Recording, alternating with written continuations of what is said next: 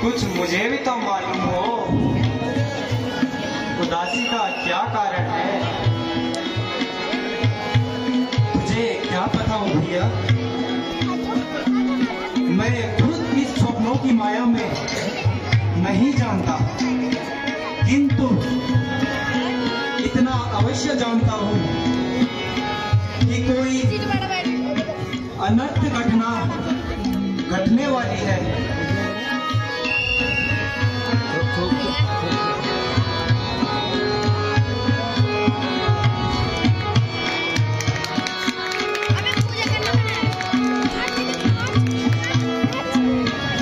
दादा की जय हो, दादा की जय हो। महाराज प्रणाम। खुशी रहो, कहो इधर कैसे आना हुआ? महाराज आपको अयोध्या में बुलाया है। तीनों माताएं तथा पिताजी कुशल से तो है ना? वैसे तो महाराज सब कुशल है, लेकिन आपको जल्दी बुलाया है।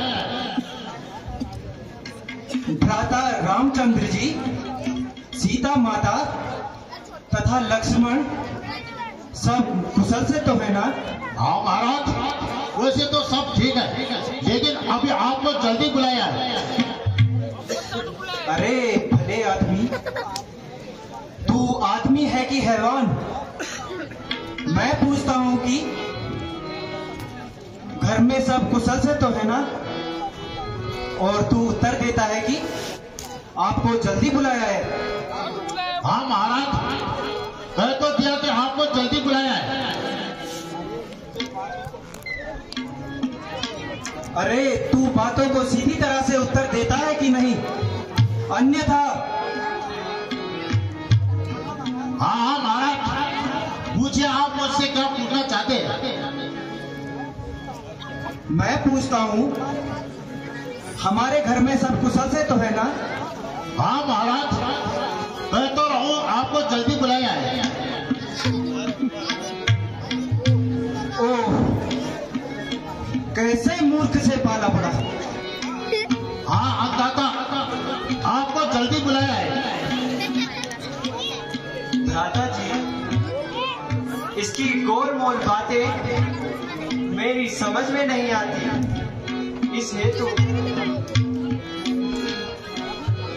हमें जल्दी ही अयोध्या के लिए प्रस्थान करना चाहिए।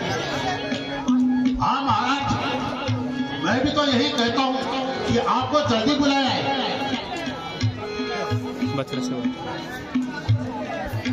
अच्छा, आप अपना मुंह बंद कर। ठीक है महाराज, यदि मैं इससे आगे कहूँ तो मेरी गर्दन उड़ा देना। चुप रहो। हाँ महाराज ठीक है, आपको जल्दी बुलाया है।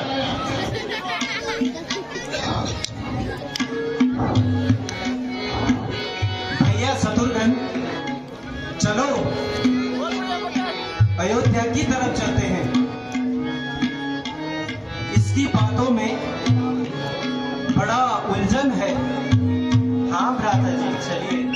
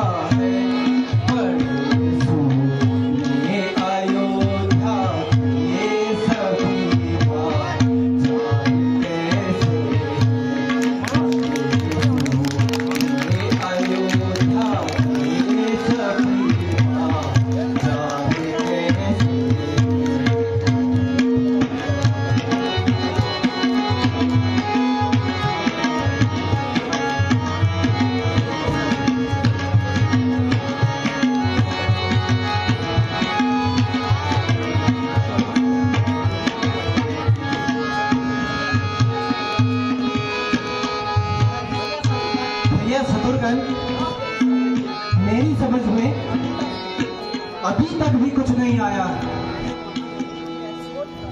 इस महानगरी की ऐसी दुर्दशा किसने की? राजभवनों पर काल रूपी चीलें मंडरा रही है। सभी बाजार सूने पड़े हैं। जो नगरवासी हमें देखता है वह दूर से ही रास्ता बदल देता है। वह देखो, सूर्यवंशी झंडा भी झुका हुआ है। हाँ भ्राता जी, लक्षण तो बुरे ही नजर आते हैं।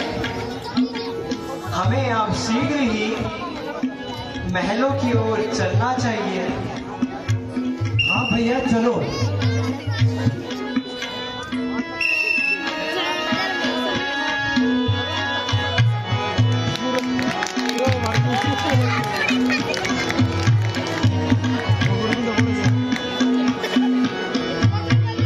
महारानी जी ना है, अरे जी आ गए।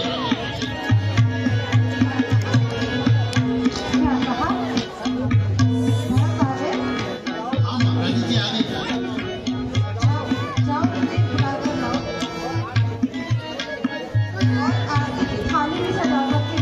जी महारानी जी।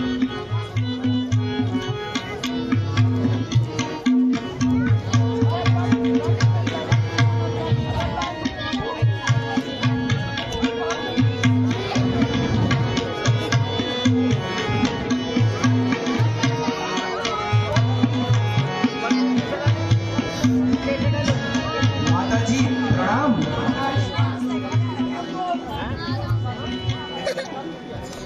माता जी प्रणाम।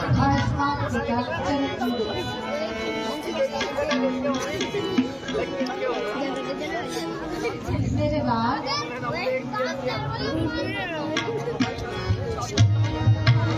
युगो युगो तक जीते रहो। माता जी, हमारे परिवार में सब कुशल से तो है ना?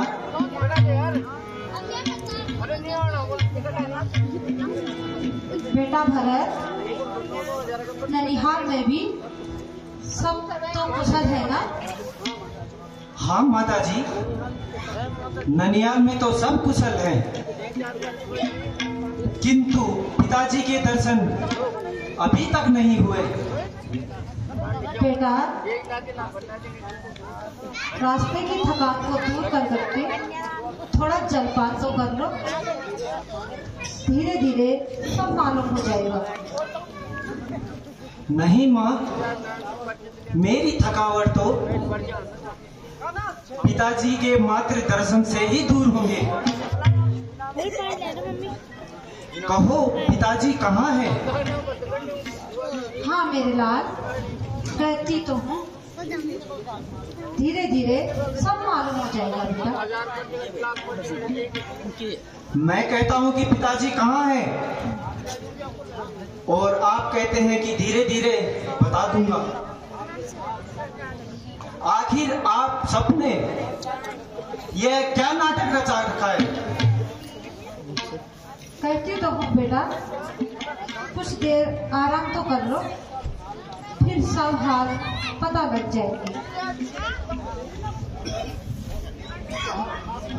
क्या खाक बताओगी? आग लगे तुम्हारे इस धीरे धीरे को। जो भी बात जिससे पूछता हूँ वही अटपटा उत्तर देता है। वहां भी दूत को भेजा तो उसने जल्दी बुलाया है। आपको जल्दी बुलाए के सिवाय कुछ नहीं कहा, और यहाँ आपने भी धीरे धीरे की रट लगा रखी है। आखिर आप लोगों ने क्या बखेड़ा बना रखा है? बेटा, तुम्हें व्यर्थ ही बाल हट हो गया है। कह तो रही हूँ कि धीरे धीरे सब पता लग जाएगा। बस माता जी, यह सब फिर दोबारा मैं अपने प्राण यहीं पर त्याग दूंगा। बताइए पिताजी कहाँ है? बेटा, शौक है कि तुम्हारे पिताजी हम सबको छोड़कर सदा के लिए चल बसे। क्या कहा? पिताजी का स्वर्गवास हो गया? हाँ बेटा। पिताजी, पिताजी, मैं आ भागा। अंतिम समय पर आपके दर्शन नहीं कर पाया। भाई रामचंद्र जी और लक्ष्मण जी धन्य है वो अंतिम समय पर पिताजी की सेवा में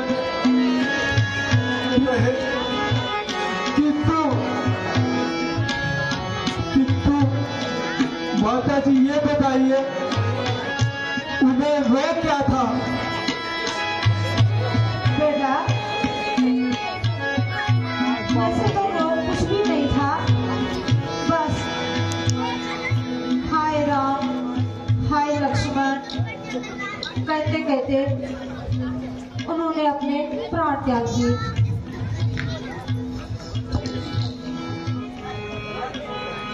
है? क्या कहा? भाई राम और लक्ष्मण भी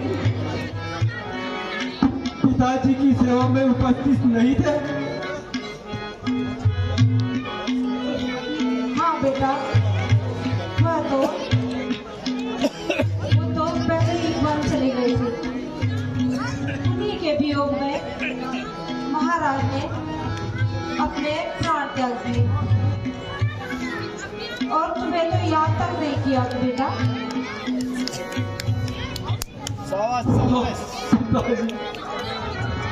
ऐसा अगर चारों पुत्रों में से अंतिम समय में उनकी सेवा में कोई भी न रहा,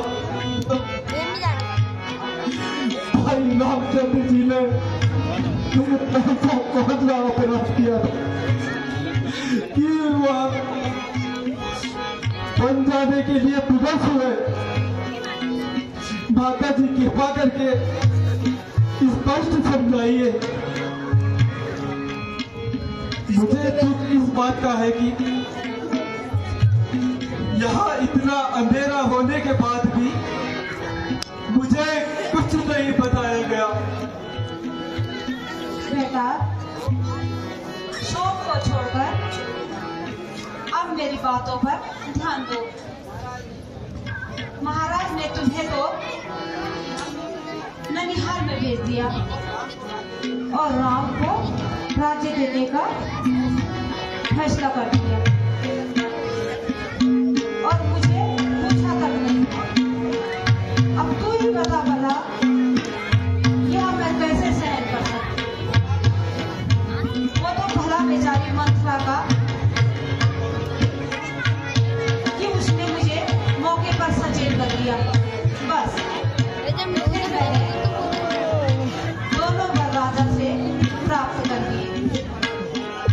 एक वर से तुम्हें राज्य और दूसरे वर से राम को वनवास। अब तो तुम्हें शोक त्याग कर खुशियां मनानी चाहिए बेटा। देख, मैंने सब कुछ यह तो तेरे लिए ही तो किया। हाँ, अब मालूम हुआ यह सब आग तूने ही लगाई है।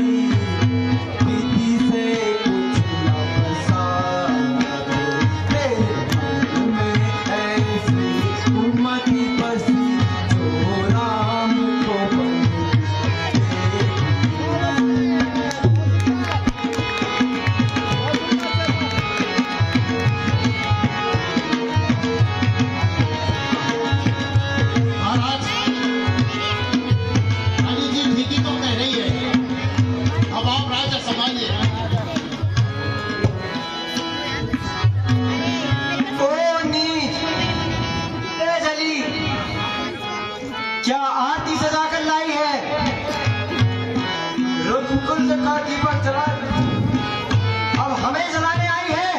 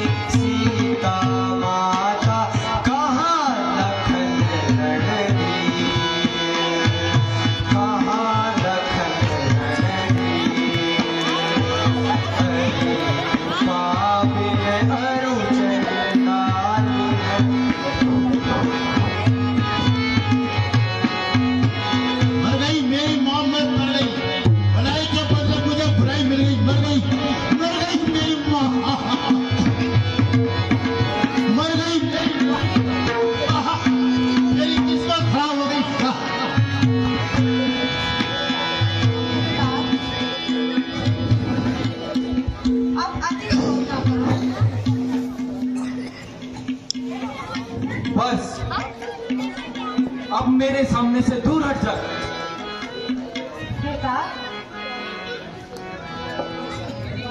क्या तुझे मुझसे मोह न रहा? हाँ हाँ, मुझे तो तुम्हें माता कहने में भी लज्जा आती है। क्योंकि अब मेरी भलाई का बदला देने का समय जो है,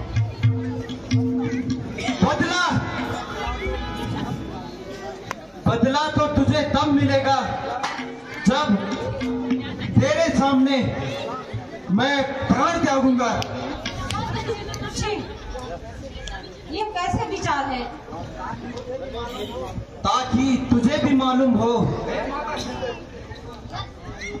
भाई रामचंद्र जी के विधवा का माता कौशल्या के मन पर कितना मलाल होगा। बेटा, मैंने तो तुम्हारी भलाई के लिए इतना कठिन काम किया। ओ दुष्टा, तू बेटा बेटा कहकर मेरे माथे पर कलंक का टीका मत लगा और मेरे कटे हुए घाव पर नमक न छिड़क।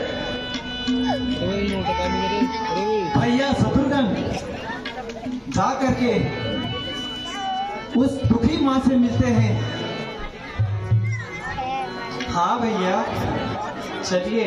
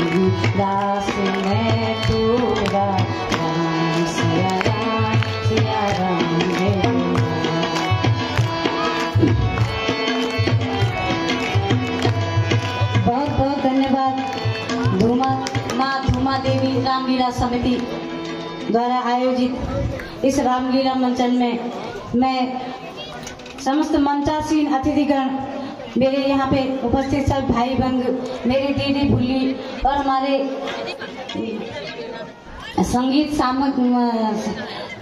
सम्राट, यहाँ पे मैं आप सबका बहुत बहुत अभिनंदन करती हूँ, स्वागत करती हूँ।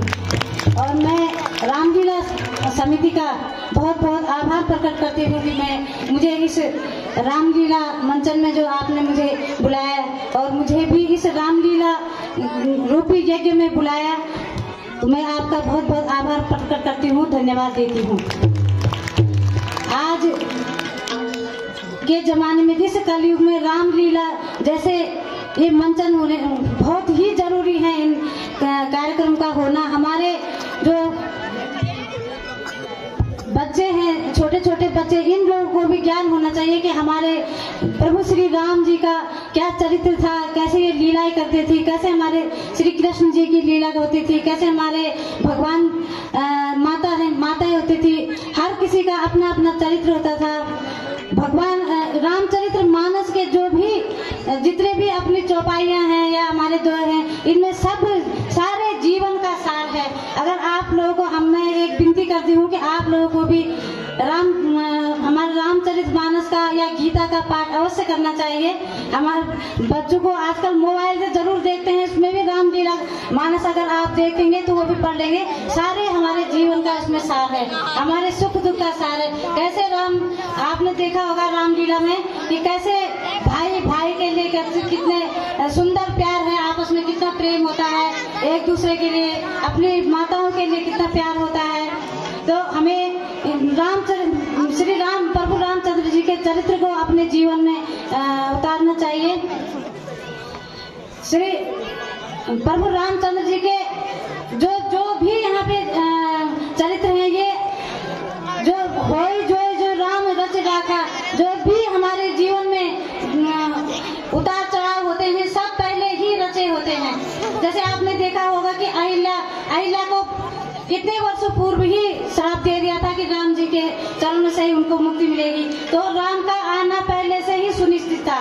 जैसे अभी सबरी आती है, सबरी भी उनका इंतजार करती है कि रामा रामा रटते रटते हो गई मेरी बीत गई उम्र। तो ऐसे ही हम उनका पहले से जो भी घटनाएं होती हैं वो पहले से ही रचित होती हैं भगवान प्रभु के द्वारा। पूरे हमारे संसार में जो भी घटनाएं होती है, तो मैं बैठो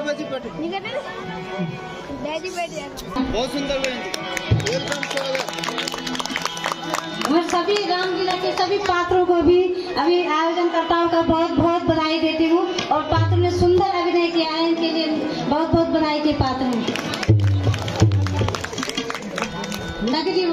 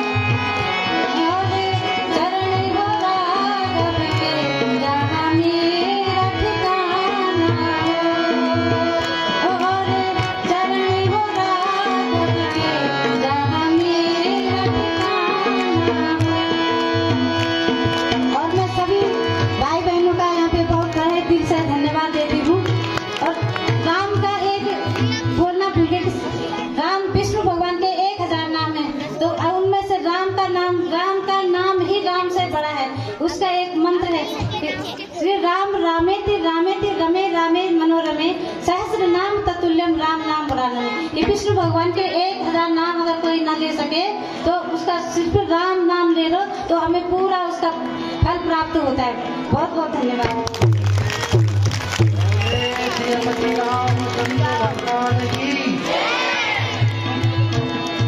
धन्यवाद बहन जी। और आपके उद्गारों से जनता काफी प्रभावित हुई। आगे सीन रामलीला का तैयार है। जननी सीता माता की। भरत भैया की